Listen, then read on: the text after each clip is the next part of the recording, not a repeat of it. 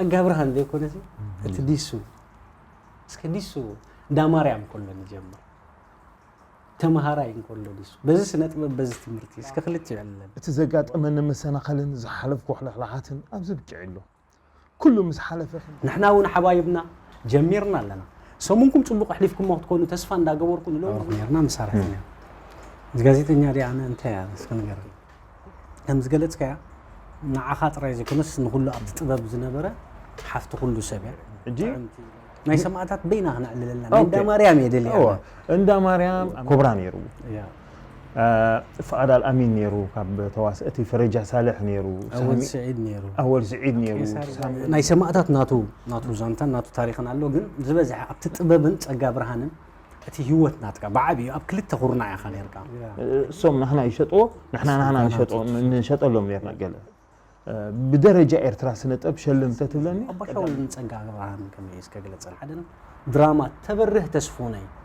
جن حطوا اللاتني حق أني تاريخها سمعي حقኛ ታሪክ ሊያ ዲሱ ሀበይ ይምጪው ዛحين ከመይ ትዝክር እንተና ይብሕት ጋዜጣታት ብምቅንቃፍ ፊልሚ ልቡት ይኻሉ ፊልሚ ኤርትራ ጸጋብራን ሐሳብ ተባይል ካም እንታይ ኢሉ ትደራፋይ አንተ ከመለኺ አበስመራ ድብዳቤ ባስለደ ካብ ጾሮና ይልዋ ናይ ጀማል ሳሊሓ ግዜ ኮነ ኣብዚ ውሕዳት 5 ዓመታት ኢና ክልቴና ነናፍቲ ጽሕፈት ከይደ ተስተመቕረኻ ግጥም ትፈትኻ እስከ ገጣማ ይመን ይኻትፈቱ አይኒ ተራንባብ ገረም በልካን ደስ በለካ አርቲስት አርማዲዮና ምስለ ያበኸ እዝሪኦ ግርማ ገዛን የርካ አርማዲዮ ለሞጉን ማዕጾኻ ተመኒዑ ትሪትኻት ዓላሊ ኮይኑ ንዓዩ ምስ እንዳቀረብኩ ዘይ ማሃረን ነበር እዛ ናይ ሰራዊት ግን እንታይ ገርና መስካ አፍቲ እንዳጎስጓስን ሓበሪታና ዝነበርናሉ ጊዜ ኣነ ንወድ ለምለም ኮሚቴ ኮይና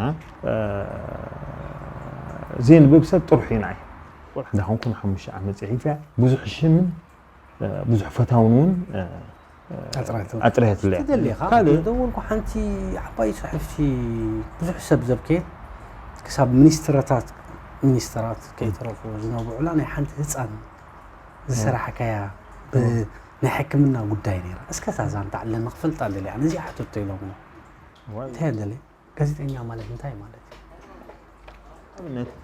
بحصر መንገድ ዳርለካ ምሸት ዝካታተላ ፔጅ አለህን ተድንቆ ጋዜጠኛ ምን ዘርእሰኒ عند ብራ ናብ ዝኾነ ከይተብሉ ክንምለሲና ምስ ዲሱ ብዙሕ ላል ክንዕልልና ናብ ዝኾነ ከይትኸዱ ክንመጽእ